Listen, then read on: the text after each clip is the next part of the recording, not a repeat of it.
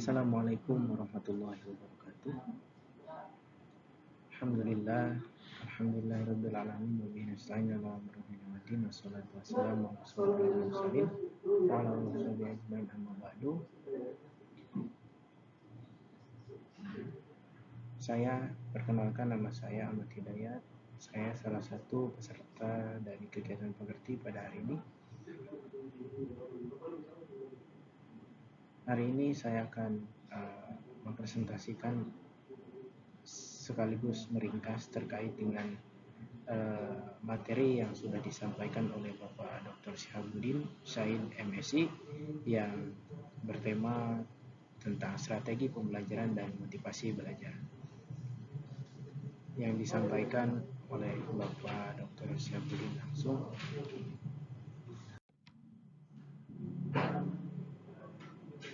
Sini kita lihat ada tujuan umum, ada tujuan khusus pembelajaran, yang mana pembelajaran khusus tujuannya itu menjelaskan strategi pembelajaran di perguruan tinggi, yang menjelaskan motivasi belajar di perguruan tinggi, dan menjelaskan tuntutan pembelajaran di perguruan tinggi. Nah, ini ada 3 poin tujuan khusus dari pembelajaran. Nah, kita ketahui bahwasanya definisi strategi adalah pendekatan secara keseluruhan yang berkaitan dengan pelaksanaan, gagasan, perencanaan, dan eksekusi sebuah aktivitas dalam kurun waktu. Nah, di mana strategi adalah sebuah rancangan dan gagasan yang dieksekusi sebuah aktivitas dalam kurun waktu. Nah, di sini juga ada definisi pembelajaran merupakan sebuah proses interaksi antara mahasiswa dengan dosen, antara peserta didik dengan pendidik, dan sumber belajar pada suatu lingkungan belajar. Nah, ini merupakan dari sebuah pasal 1 ayat 12 Undang-Undang Nomor 12 Tahun 2012. Selanjutnya, definisi dosen. Dosen merupakan pendidik profesional dan ilmuwan dengan tugas utama mentransformasikan, mengembangkan, dan menyebarluaskan ilmu pengetahuan dan teknologi melalui pendidikan, penelitian, dan pengabdian kepada masyarakat. Ini yang tertuang dalam pasal 1 ayat 14 nomor Undang-Undang Nomor 12 Tahun 2012. Kualifikasi dosen ini banyak ya. Kualifikasi dosen itu ya memang kita ketahui minimal itu S2 ya. Mahasiswa adalah peserta didik pada jenjang pendidikan tinggi.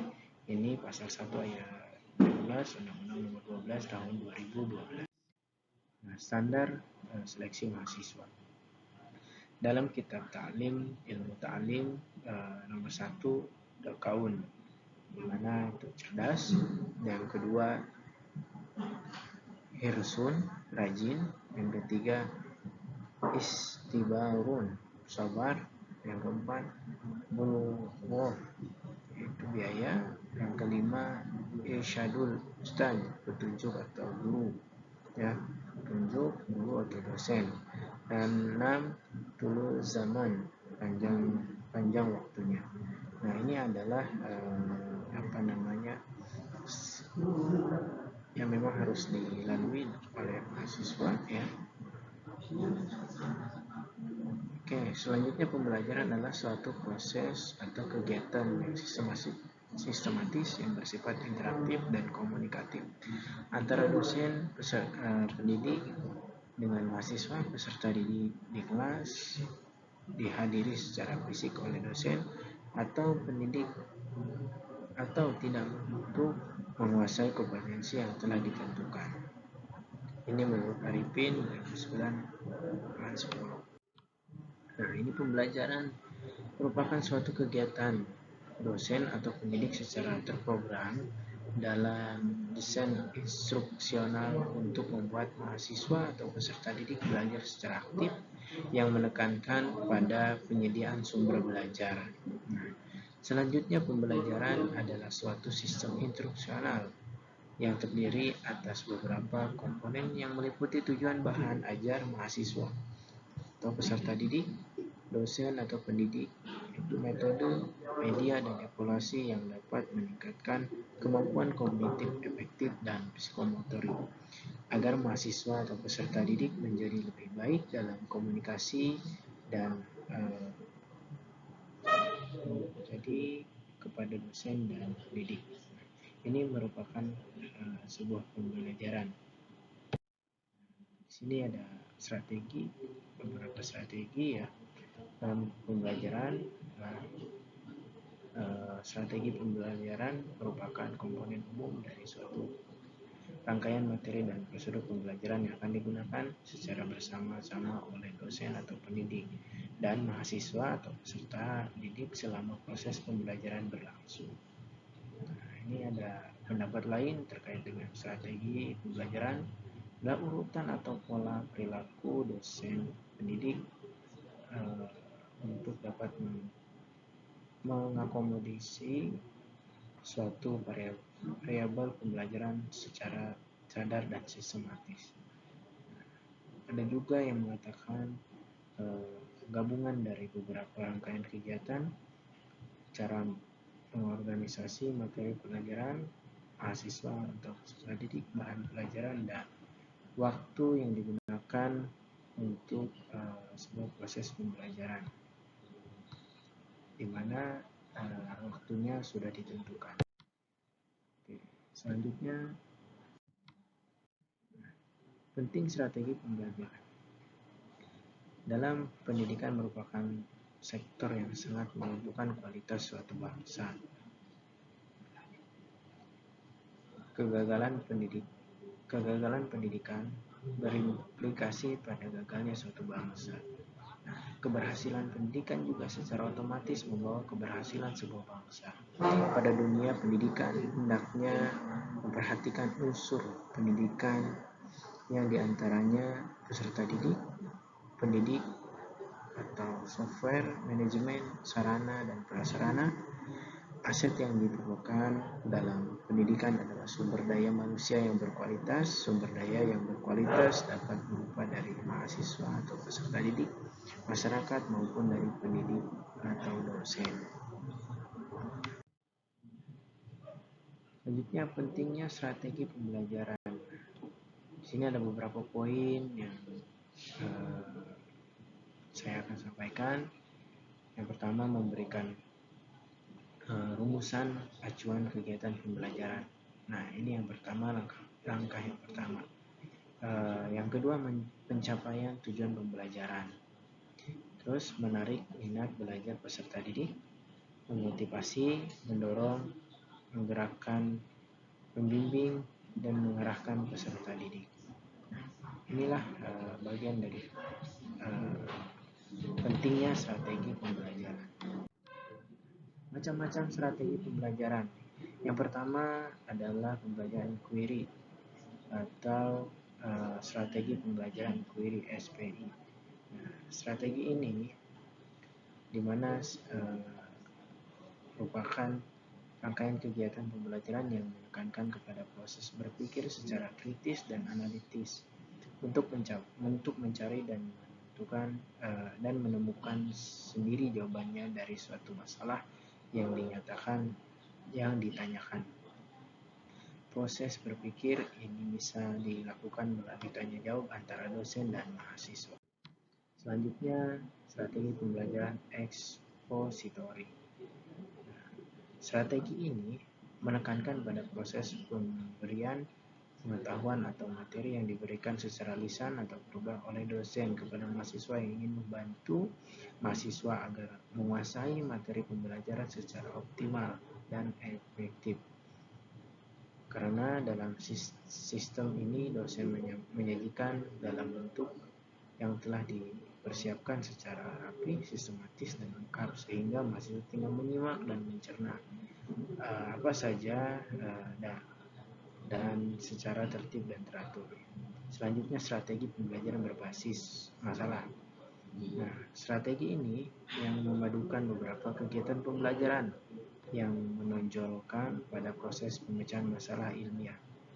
Nah, strategi ini didasarkan pada psikologi kognitif yang dapat dibebaskan bahwa pembelajaran adalah proses perubahan perilaku dan pengalaman. Oke, selanjutnya strategi pembelajaran kooperatif. Jenis ini termasuk dalam rangkaian kegiatan pembelajaran yang dilakukan oleh mahasiswa dalam kelompok tertentu untuk mencapai rumusan tujuan pembelajaran. Strategi sistem pembelajaran kooperatif menggunakan kelompok kecil atau tim yang terdiri dari 4 sampai 6 orang yang memiliki latar belakang yang berbeda, baik secara akademis, ras, agama, atau gender.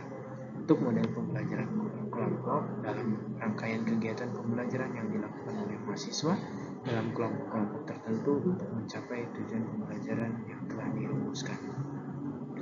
Nah, sistem penilaian yang dilakukan terhadap kelompok akan memperoleh penghargaan atau bintang jika kelompok menimbulkan prestasi yang disyaratkan. Selanjutnya, strategi pembelajaran meningkatkan keterampilan berpikir. Strategi ini diterapkan untuk mengutamakan kemampuan berpikir mahasiswa.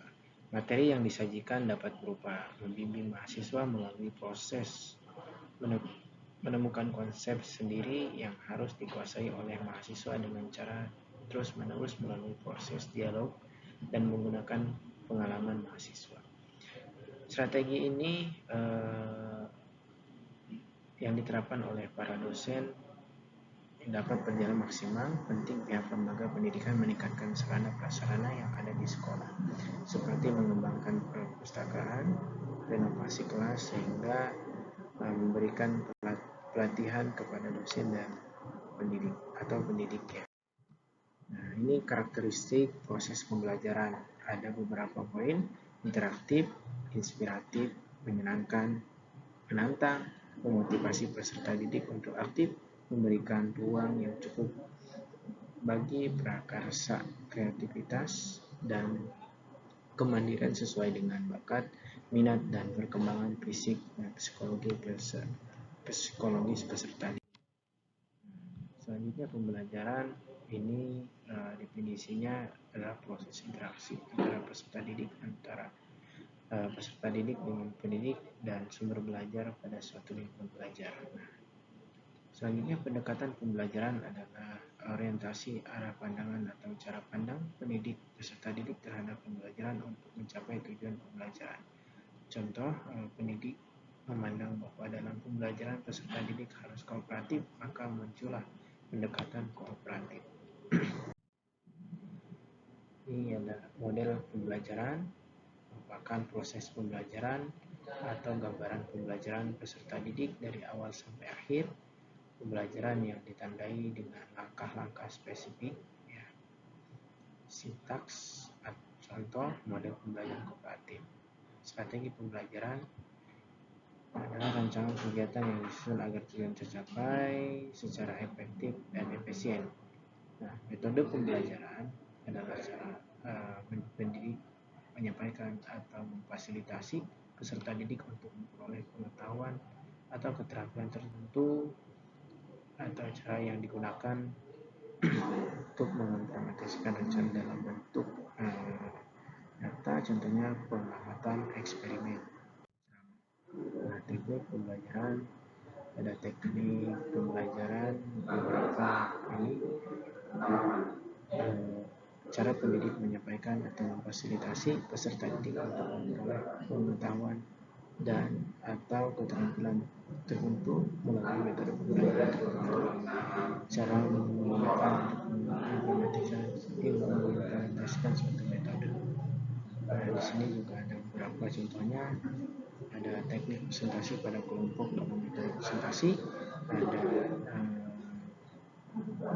selanjutnya taktik pembelajaran. Ini adalah gaya belajar teknik yang khas dalam melakukan metode atau teknik tertentu. tertentu. Contohnya siang hari guru mengajar dengan drama yang penuh pengenalan.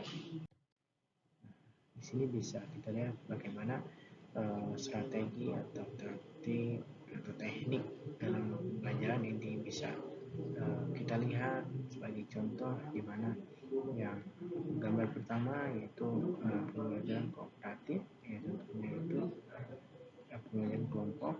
Nah, ini ada yang dengan metodenya, kalau misalkan gaya belajarnya itu masing-masing ya.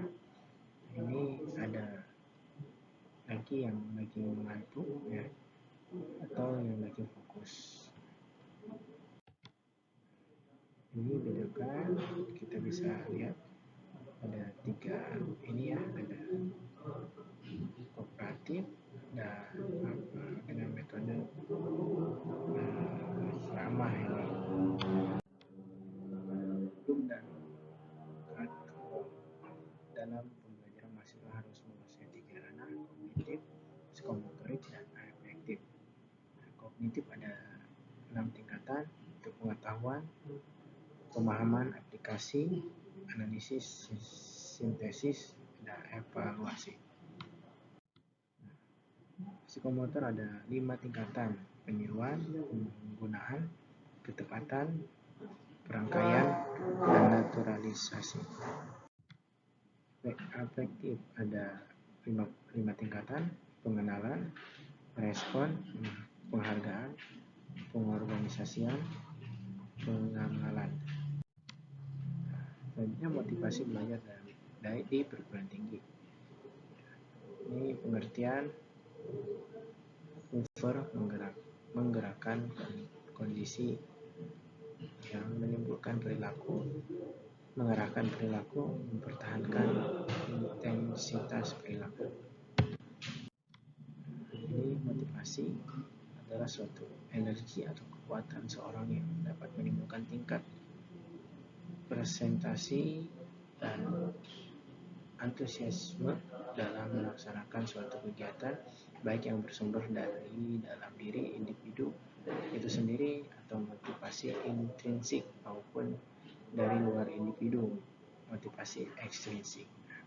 Seberapa kuat motivasi yang dimiliki individu akan banyak menentukan terhadap kualitas perilaku yang ditampilkannya, baik dalam konteks belajar, bekerja, maupun dalam kehidupan lainnya. Motivasi merupakan model yang sangat penting untuk belajar. Tanpa adanya motivasi, proses pembelajaran akan kurang berhasil meski seseorang memiliki kecakapan, baik mahasiswa atau siswa akan kurang berhasil dalam belajar jika motivasinya lemah. Motivasi juga dipandang sebagai dorongan mental yang menyebut kekuatan mental yang mendorong terjadinya belajar tersebut menjadi motivasi belajar. Banyak sekali motivasi belajar pengertiannya.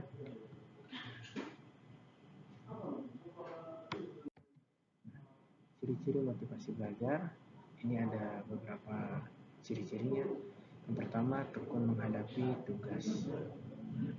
Kedua, ulet menghadapi kesulitan, menunjukkan minat terhadap bermacam-macam masalah untuk orang dewasa, lebih senang bekerja mandiri, cepat bosan pada tugas-tugas yang rutin, dapat mempertahankan pendapatnya, tidak mudah melepaskan hal yang membuatnya itu, senang mencari dan memecahkan masalah sosial.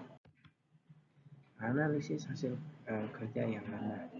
Prestasi belajar rendah ini belum menguasai pengetahuan atau keterampilan, sifat atau struktur tugas yang sulit atau tidak menyenangkan, konsekuensi negatif pelaksanaan suatu tugas, jarang berlatih menggunakan keterampilan tersebut.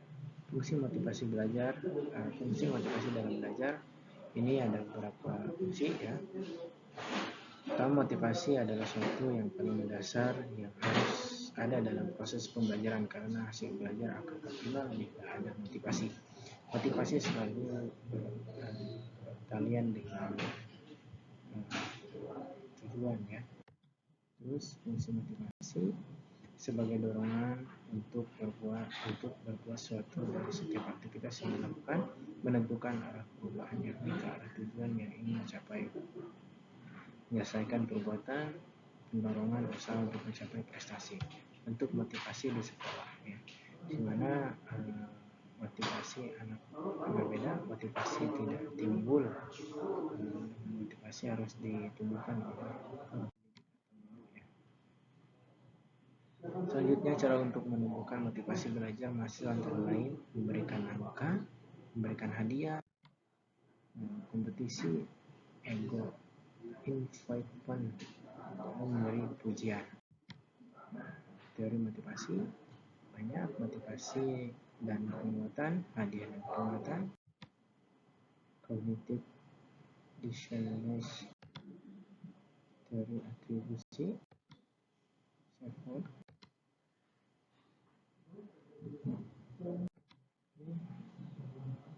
Selanjutnya, menurut teori Maslow, orang dimotivasi oleh kebutuhan atau ketegangan diciptakan oleh kebutuhan untuk bergerak menuju tujuan, di mana mereka percaya akan membantu memenuhi kebutuhan. Kompetensi dosen yang perlu dikembangkan. Yang pertama, kemampuan penguasaan struktur dan konten mata kuliah. Bagaimana membelajarkan mahasiswa tentang konten mata kuliah yang disesuaikan dengan karakteristik konten itu sendiri dan karakteristik mahasiswa. Selanjutnya, dosen mengenali pengetahuan tertentu untuk belajar. Kemudian, seorang dosen dapat mensintesis dua pengetahuan, materi dan pedagogik. Kemudian, membangun lingkungan belajar positif. Nah, di mana agar motivasi belajar meningkat? Yang pertama, mengatur iklim belajar. Buat perbedaan dari sejak temuan awal. Persiapkan lingkungan fisik, lingkungan sosial sekitar tempat belajar, mengajar dengan menghubungkan dunia, mengembangkan dunia IT, ya, mengembangkan strategi belajar yang menarik, menyiapkan kelas kecil dan kelas besar. Harus model. Di sini ada perhatian, relevansi, kepercayaan diri, kepuasan. Nah, di sini ada attention, di situ ada baru, aneh, kontradiktif, dan kompleks. Ini yang biasa ditimbulkan oleh elemen. Strategi untuk mengembangkan minat dan perhatian mahasiswa. Gunakan metode penyampaian pilihan yang bervariasi, kelompok, diskusi, bermain peran, simulasi, curhat pendapat, demonstrasi, studi kasus, dan lain-lain. Terus gunakan variasi media, umur, gunakan peristiwa nyata sebagai contoh untuk memperjelas konsep yang diutarakan. Gunakan teknik bertanya untuk melibatkan mahasiswa. Selanjutnya, relevansi antara mata kuliah dengan kebutuhan dan kondisi mahasiswa, mana motivasi pribadi, motif pribadi, motif instrumental, nilai kultural. Selanjutnya, strategi untuk menentukan relevansi kuliah. Sampaikan apa kemampuan mahasiswa setelah mempelajari kuliah tersebut. Berarti perlu menjelaskan tujuan instruktur, menjelaskan manfaat pengetahuan keterampilan yang akan dipelajari yang berkaitan dengan kerjaan perusahaan nanti, memberikan contoh latihan atau tes yang berhubungan dengan profesi tertentu, ya, kepercayaan diri, dimana ada beberapa poin untuk meningkatkan kepercayaan diri. Memperbanyak pengalaman berhasil mahasiswa, perkuliahan disusun dalam kegiatan dalam bagian yang lebih kecil, meningkatkan harapan untuk berhasil dengan menyatakan persyaratan. Terus memungkinkan kontrol keberhasilan di tangan mahasiswa, tumbuh kembang kepercayaan diri mahasiswa, berikan umpan balik yang konstruktif. Strategi untuk meningkatkan kepuasan itu gunakan pujian secara verbal dan umpan balik yang informatif, bukan ancaman atau sejenisnya. Berikan kesempatan mahasiswa segera mempraktikkan pengetahuan yang dipelajarinya. Minat mahasiswa membantu teman yang belum berhasil menguasai suatu keterampilan atau pengetahuan. Bandingkan prestasi mahasiswa dengan prestasinya sendiri di masa lalu atau standar lain. Ya. Nah, pendekatan lain dalam motivasi, expertise, empati, enthusiasm, quality, kejelasan, cultural responsiveness, budaya tanggung jawab. Untuk kesimpulan, interval, kemampuan motivasi, perhatian, ingatan lupa, atensi, transfer, ekstra, kondisi belajar, tujuan belajar, pemberian. Kesimpulan, motivasi disesuaikan dengan kondisi bidang dan tingkat kesulitan yang dihadapi peserta didik, kemampuan yang dimiliki, tujuan yang akan dicapai. Tujuan pembelajaran di perguruan tinggi, prinsip pembelajaran ada beberapa sepanjang hayat. Berpendidikan setinggi-tingginya untuk memaksimalkan pengembangan potensi diri, pembinaan kualitas pengembangan diri kepada Tuhan. Pendidikan di perguruan tinggi melibatkan suatu perpindahan menuju struktur sekolah yang lebih besar. Perguruan tinggi adalah pendidikan untuk dewasa, pemilihan pribadi dan ekonomi. Zaman menuntut setiap individu melakukan perubahan yang baik sesuai zaman yang dihadapi. Selanjutnya itu 3 kegiatan utama di perguruan tinggi, yakni menuntut kemampuan berpikir bebas, kreatif, dan inovatif, menentukan kemampuan berkarya dan mengabdi, menentukan karakter individu yang unggul secara intelektualitas, emosional, dan spiritual. Selanjutnya, mahasiswa dituntut memiliki kekuatan kehendak, memiliki persistence, memiliki keinginan. Nah, ini adalah sukses dalam belajar. Learning to know, learning to be, learning to do, learning to live together. Kiat-kiat sukses di mana terdapat tujuan atau cita-cita, kedisiplinan, konsisten, pengetahuan, keyakinan, tindakan, sehat jasmani.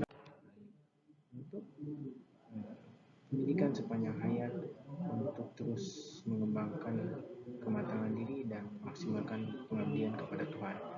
Evaluasi sebagai dosen pembimbing akademik, buatlah contoh rencana akademik bersama mahasiswa agar mahasiswa lulus dengan waktu yang tepat, prestasi dan mandiri. Oke, terima